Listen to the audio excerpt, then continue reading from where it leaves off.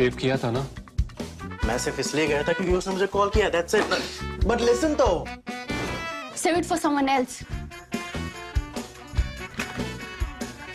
जिंदगी में सेव करना जरूरी है, मगर जब बात पैसों की हो, सिर्फ सेविंग से काम नहीं चलेगा। इक्विटी म्यूचुअल फंड्स में इन्वेस्ट कीजिए और अपने सेविंग्स को आगे बढ़ने का मौका दीजिए। Mutual fund investments are subject to market risks. Read all scheme-related documents carefully. Hello and welcome back to Polygraph, where we bring you a fresh political news update and we discuss in details what lies within that political update. Today we are discussing the 25th silver anniversary of two regional parties which lie in the states next to each other, Odisha and West Bengal. On one side, BJD has completed 25 years and has begun its 26th year. And on the other hand, West Bengal mein TMC has started its 26th year here as a political party. BJD was formed in 1997 in December, while the Trinamool Congress was formed on the 1st of January in 1998. What lies ahead for these parties? How have their journeys been? We will speak to our political editor, DK Singh, in greater details about this. So to begin with, of course, first question, both the parties, interestingly, happened at a time when there was a midterm election in the 11th Lok Sabha and a transition to the 12th Lok Sabha. I.K. Gujral's government had fallen, the Congress had withdrawn support, and we saw these two parties come up at that given point in time. What has been the significant, move by BJD and Trinamool Congress to really come into the forefront of their particular state politics, which has, of course, launched them into a bigger, standing now in their respective states? See, when they started the journey, I mean, they had different journeys. For the BJD, it was different. Biju Patnaik died in 1987, and Naveen had to join politics suddenly, because until then, Naveen Patnaik was somebody who was like a socialite who would stay in Delhi. He had some, he used to be in real party circuit in Delhi and even internationally. So he had friends like, Mick Jagger, the Rolling Stones, former US First Lady Jacqueline Kennedy, Robert De Niro. If you would be passing by India, you would be staying over in Naveen Patnaik's house in Delhi. He was running this boutique called Psyche Delhi in one of the 5-star hotels in Delhi. So from there to taking that plunge into Odisha politics, circumstances were different. As the other day, our colleague Mochmi Das Gupta has written about the background of this formation of this party. So obviously, as Srikant Jaina said, who was in Janata Dal earlier, he was a close aide of Biju Patnaik. As he explained how BJP was interested in actually having an ally in Odisha. And Pramod Mahajan played a big role in splitting the Janata Dal then. The fact is, this BJP had been talking with the Biju Patnaik right from early 90s. They would be Advani and Vajpayee, they would be meeting Biju Patnaik here in Dilip Ray's house in Delhi. And they would be telling him, look, Janata Dal does not have much future in Odisha. So you better join hands with the BJP. Never really happened. Biju Patnaik kept resisting, it didn't happen. But after his death, there was this renewed attempt to actually get all the Janata Dal leaders in Odisha to join the BJP. Didn't happen because within the Janata Dal, again, there was a discussion happening. If you have heard, used to have Vijay Mahapatra and Srikant Jaina, of course. They were fighting. Srikant Jaina was a union minister. He was having clear hold on the party. There, Vijay Mahapatra actually got together all the MLAs and other party leaders. And then they decided to go for the formation of a new party. And there came Naveen Patnaik. And from then on, he completely changed. So somebody who's known for his Dunhill cigarettes and famous Grouse whiskey, to somebody who's actually today in Odisha is seen as a recluse. He does not have much of a social life. All he does is, he talks about government schemes. There's not much interaction with the people either, but there's a kind of mystique about him which has survived. But we'll get into this while we field other questions. Coming to Trinamool Congress, as you yourself have written, how differences between Mamata Banerjee and the West Bengal leadership are growing with Somen Mitra, how Pranab Mukherjee, she was totally anti-communist, and you have Pranab Mukherjee who would be very friendly with Jyoti Basu and the left leadership, and how, in fact, these leaders almost sidelined her and she had to go for the formation of her own party. And also because those were the days where, as you have mentioned, she was very close to the Gandhis, and it was Rajiv Gandhi who actually made her the West Bengal Youth Congress president. And from then on, that bonding continued. Even today, as you yourself have mentioned, that she has a picture of Rajiv Gandhi in her house, in Delhi, in Kolkata. But then in 90s, as we all know, the Gandhis were kind of, they had withdrawn after Rajiv Gandhi's death. Sonia was not interested in politics. You had Narasimha Rao era, then you had Sitaram Kesari taking over. She did not get along with Sitaram Kesari. She was totally marginalized. It was in those circumstances that she decided to go for her own party. And the rest is history. From there onwards, we have seen how she kept fighting with the left, then the Singur and Nandigram agitation happened, and then to the rise of her party as the ruling party in West Bengal from 2011 onwards. So that's the gist of it. Let's come to the questions. Let's start with Odisha first. You just mentioned right now about how Naveen Patnaik he's not seen too much in the media. He's not seen on ground. He's seen in very few campaignings. But what really keeps him going, because his party has never lost a single election since the formation. So if a leader is not seen too much with the people, in comparison to, say, a Mamata Banerjee, who's also completed 25 years, she's known as a street fighter. She's always there on ground. She's always there in front of the camera. She's interacting with the media, the people. And Naveen Patnaik is exactly the opposite of that. But his party has not lost a single election in Odisha. What is the reason behind that? So basically, if you're talking about the two of them, I have just two words to describe them. One is the quietest of the politicians in the country, and another one is the noisiest, if you can call it that. So there's a big difference. But coming to Naveen Patnaik, there's this mystique about him. He's somebody like, his image is like Narendra Modi's, somebody who doesn't have a family. So he has a sister who stayed in the US with her family. He has a brother who is in Delhi. Even when his brother's son came to Odisha sometime back last year, and this rumor started that he could be the possible successor, he was shunted back to Delhi. He's no more seen in Odisha. So that kind of image where you do not have to do anything for, all you're doing is for people, nothing for yourself. You do not have any family that you are trying to basically promote. Then he is seen as somebody who has just a pair of kurta pajamas and chappals. So when you talk to people in Odisha, and our colleagues have been going there, and I myself have been talking to people, the general image is, who will he do anything, hanky-panky for? Nobody in the family. And he's such a nice and simple man. That connect is there. That connect had started. In fact, my friend, in his first election after the formation of the party, my friend Ruben Banerjee, who has written a book on Naveen Patnaik, he's covering his election. And the first time he traces him to a five-star hotel in Oberoi where he was smoking. And then the agreement they reach is, Naveen Patnaik says, fine, you can come along with me to cover my election, but you will never mention that I was smoking. And you will never mention that I was in a five-star hotel. So that careful crafting of his image that he has started after coming to Odisha, he hardly knew even a smattering of Odia. And he would tell people that, it will take time, but I'll gradually learn Odia. And in his first election, actually, what Ruben has mentioned, that he would go and he'll tell two lines. Yet, if he's in Kendrapara, he would say, Biju Babu loved Kendrapara, and he asked me that I must visit Kendrapara. And he would repeat the same thing in one election early after another, depending on the place he is. He would just change the name of the place and repeat the same thing. That was all about it. But people loved it. Because, Odisha politics, if you look at in the 90s, and if you're talking about 2000 then, in 99, there was this super cyclone. It was devastating, and the Congress government was found lacking everything. It was all around, you had deaths and devastation.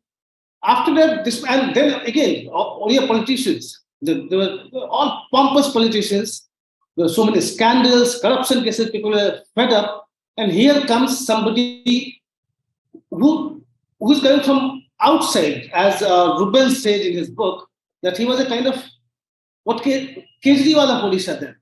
Somebody who's coming there, an outsider who wanted to clean up the system. That image has carried on. And what has also helped is, apart from his own image, that he is somebody who don't have a family, he does everything for the people, he has nothing for himself. Then his governance model, it has been based on, you may call them SOPs or freebies, but there are many, popular schemes. There are about 60 welfare schemes that he launched. And these schemes cater to the women, widows, students, all sectors, from farmers to fishermen, you have some scheme or the other. Now, we have been talking about this Amma canteens in Tamil Nadu. In Odisha, you have this Ahar canteen, where you get a full meal for 5 rupees. You have this rice scheme it launched, I think it was in 2008, which he modified a bit in 2013, where today you get 25 kg of rice for 1 rupee a kg. Odisha has about 49% population women. Now, for women, you have, say, about 6 lakhs self-help groups. So we are talking about 60 lakh women who have benefited from it, who have got bank credit, who have started their own enterprises. So you will see these ambassadors through welfare schemes or the other all around Odisha. Coupled with that, there is total absence of any opposition. Now, of course, you have the BJP giving it a big fight. But after the split with the BJP in 2009, Congress was hardly to be seen there. Congress even earlier, 2000, in fact, it was 2004-5, Congress got J.D. Patnaik, but did not click. After that, you do not even have any recognizable face, recognizable Congress face. And then all those talks of corruption, for which the Congress regimes were known in the past, you don't hear any of that. Now, so far, he might have sacked 46 to 48 ministers from his cabinets over a period of 22 years. So any scandal concerning any minister, he just sacks them. It's like, I do not want any extra baggage. My image has to be clean. So there is, you must have heard of this case a few years back when this law minister's daughter-in-law reported to the police that she was being harassed for dowry. And the law minister and his wife went into hiding. In normal circumstances, you would see that, entire government machinery is trying to defend them, save them, shield them. In this case, police tracked them down and arrested them. You have this Ponzi scheme, this famous Ponzi scheme, where many BJD MPs, MLAs, many of them were arrested by the CBI. Naveen Patnaik never came to their defense. So they kept rotting in jail. Usually you see whenever there is some scandal against or any corruption charge or anything against any politician in any other party, you would find the party trying to defend that person. Naveen Patnaik just goes ahead and sacks them, removes them, distances himself from them. So he has maintained that clean image. And then, of course, there is lack of any alternative. That has been his secret there. A lot of viewers and subscribers have sent us questions. Adarsh Patra is asking how both these parties, BJD and Trinamool Congress, which are strongly positioned in their respective states, look towards anti-incumbency and BJP as a rising power in their states in the future. So basically, both BJD and TMC are facing political, pressure from the BJP in these respective states. So how are these parties really fighting against the BJP? So BJP was virtually sleeping for several years. After 2009 also, when Naveen Patnaik actually dumped them at an ally, BJP did not really try to actually come up as a real opposition because Congress was always the principal opposition. We saw ahead of the last assembly election, the BJP trying to assert itself. BJP ended up becoming the principal opposition party in Odisha. But after their failure in the last assembly election, they let it up. They were quiet. Now, in the last few weeks, you have seen the BJP trying to actually revive itself.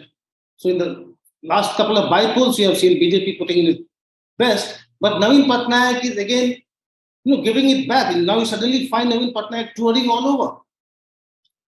Usually, you would not see him interacting with the public much. He would operate from Bhubaneswar and go somewhere, operate something, come back. But now he's touring the state. He's constantly communicating with the people. And we heard a few days back, he's saying that the BJD had the potential to run the state for 100 years. That tells you about his determination. And that tells you that he is going for a fight now. Because he realized that BJP is trying to put up a challenge.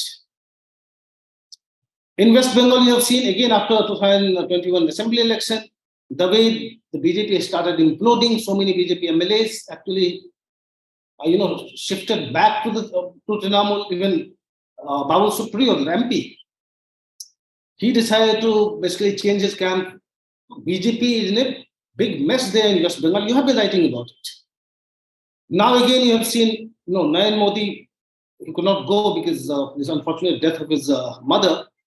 But despite that tragedy, he in fact addressed the people in, there was this function. He addressed them through a video conferencing. We have seen Amit Shah going there now, and their schedules are packed. In fact, if you look at the next 1 year of BJP leaders' schedule in Bengal, it's fully packed. So now the BJP is trying to kind of gather the flock together again after the setback in the assembly election. And Mamata Banerjee is, in fact, she is staring at yet another fight now. And you tell me, probably you may want to weigh in on this. On the Trinamool Congress, I think the Trinamool Congress, of course, will be looking at a larger role in 2024, closer to it, of course, because there's the panchayat elections that are coming up now here in the state, which they're gearing up for. And the victory in panchayat elections will be very important because it will be less than a year away from the Lok Sabha elections, and rural, masses, of course, to understand the political pulse of the rural masses is very important for any political party. But of course, it's going to be a tough road for the BJP because of the factional fights that the party has seen after 2021. But again, as you also mentioned, the top leaders are keeping a very close watch on the BJP here. Amit Shah, for the first time, went inside the BJP headquarters here in Kolkata, held a meeting with the top leaders. So the seriousness of the party has not died out. They're still adamant. Amit Shah has set a target for them, and Mamata has set a target for her party. But ultimately, it's the people's verdict that's really going to decide who wins and who loses out. But understanding Odisha, the last elections, of course, because they vote simultaneously. They vote for assembly as well as Lok Sabha. Almost last year it was held simultaneously. This year we'll have to see if it's scheduled at the same time. But the voters of Odisha, they vote for Naveen Patnaik in the state level, and they vote for the BJP in the central level for the MPs. So the voters of Odisha are very different than the voters of West Bengal. But of course, it's going to be a tough road for the BJP. And of course, it's going to be a tough road for the Trinamool Congress also, because, the number of BJP MLAs have risen drastically here in the state, and it's the only principal opposition party now here in West Bengal. There is no left, there is no Congress in the assembly. So it is the BJP and it is the Trinamool Congress which will be fighting it out in the 2024 elections here in West Bengal. Especially now that you're talking about panchayat polls, if I may remind, it was in 2016 panchayat polls when the BJP actually came up as a big challenger. Before that, BJP was on the political margins there. From those panchayat polls, its rise started, which went up, and by 2019 it went on reflected, to 18 of the 42 Lok Sabha seats.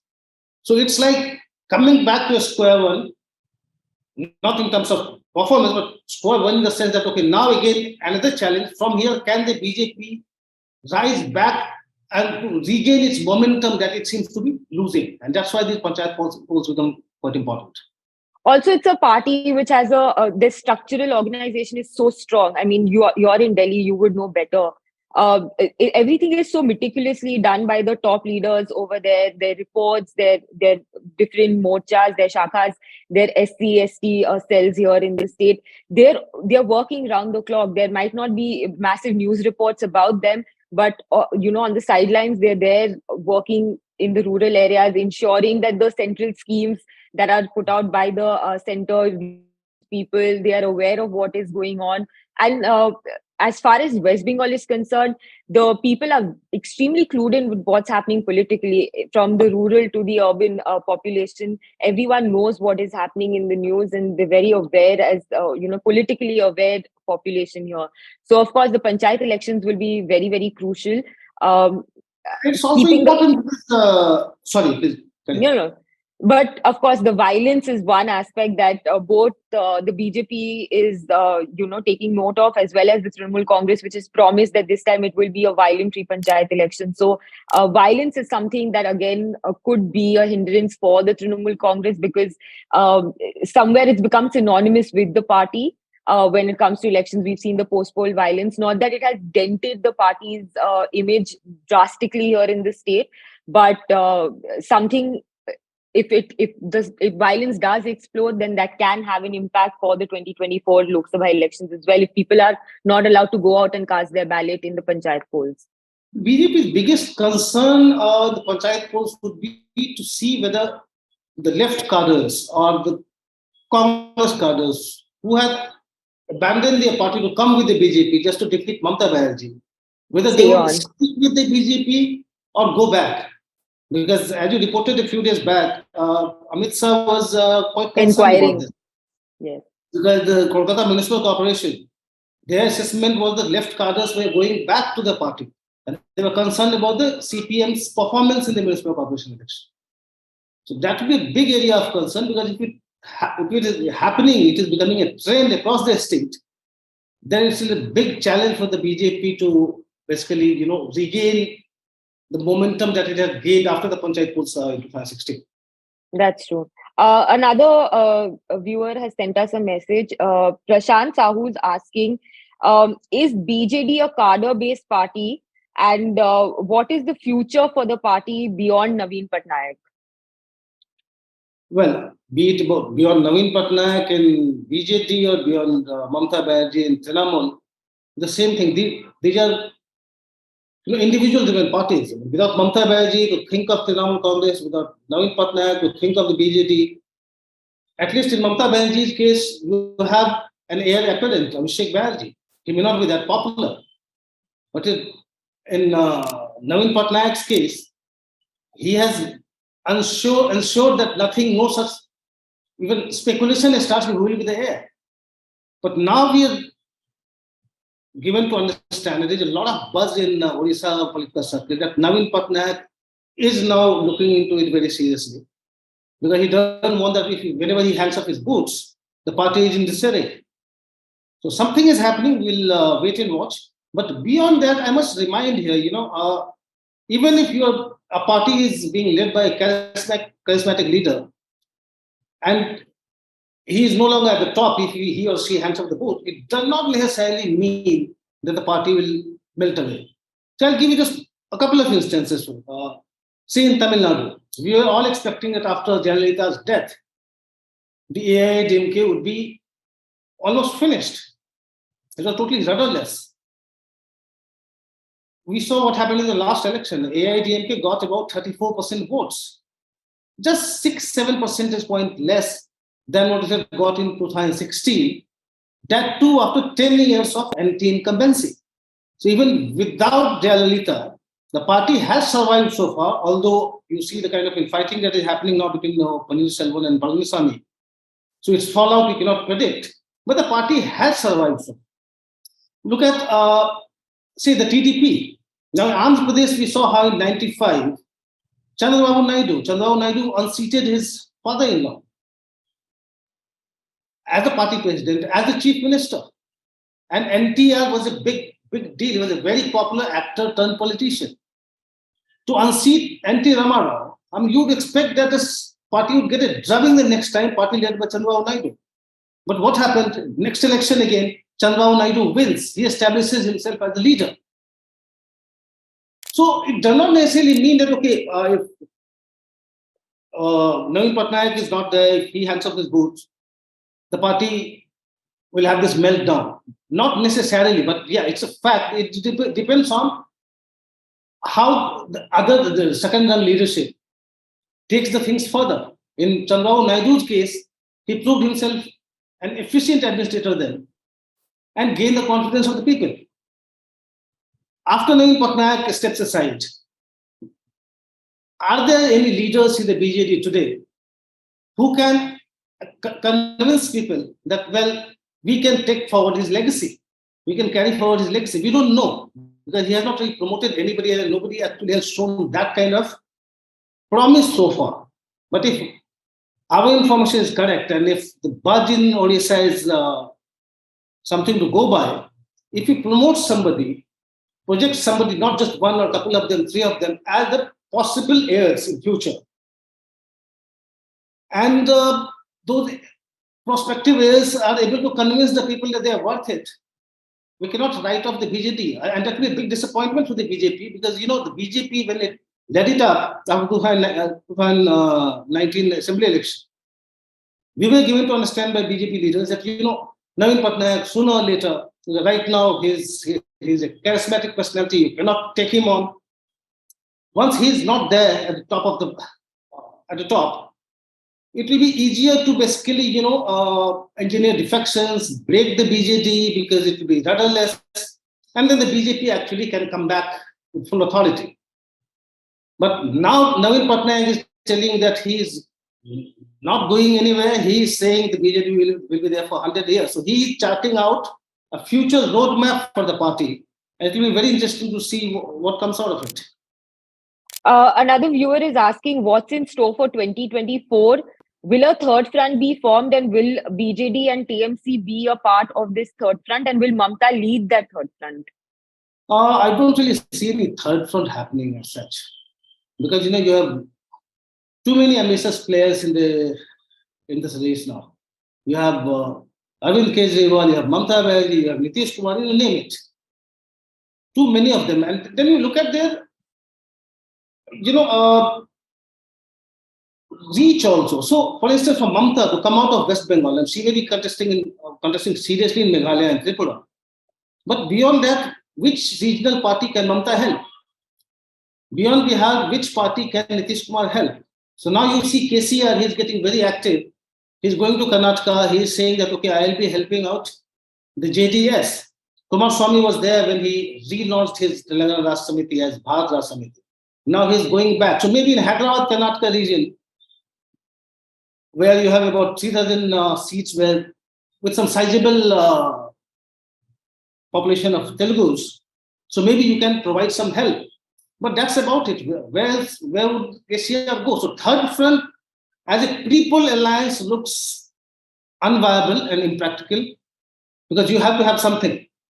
If you are confined to your own state, I mean, there's not much you can bring together unless if you agree, if you 10 parties, 15 parties agree that, okay, we will have a prime minister candidate and then we will go there as a third front.